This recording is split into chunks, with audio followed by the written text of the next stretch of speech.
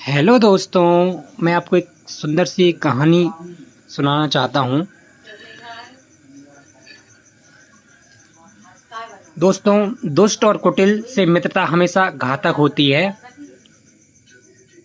वो कैसे, चलो मैं इसको आपको एक कहानी के माध्यम से बताना चाहूँगा।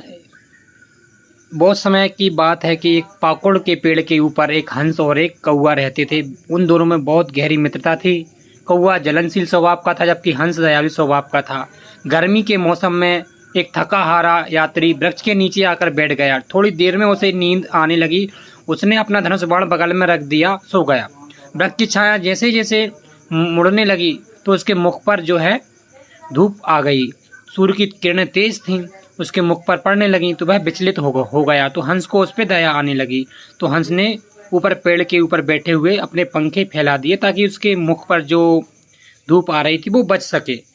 इस प्रकार से उसने उसकी दया दिखाते हुए मदद की।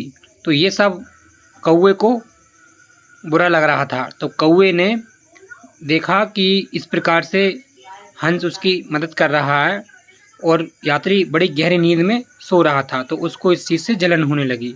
तो कौवे ने यात्री जो सुखपूर्वक सो रहा था, तो कौवा उसके मुंह में बीट करके उड़ गया।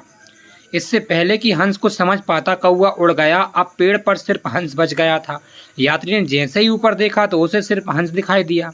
हंस द्वारा किए गए उपकार से यात्री अनजान था। उसने सोचा कि जरूर ही इसी ने मेरे चेहरे पर गंदा किया है।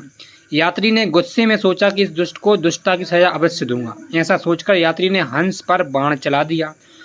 हंस तो जानता ही नहीं था कि बाण क्या होता है। बाण हंस के हृदय में आके लगा।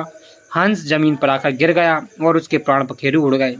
दयालु और उपकारी हंस को दूसरे के अपराध की सजा मिल गई। हंस के जीवन की भूल बस यही थी कि कौवा उसका मित्र था। अर्थात मेरा कहना यह है दोस्तों, दुष्ट और कुटिल मित्र हमेशा घातक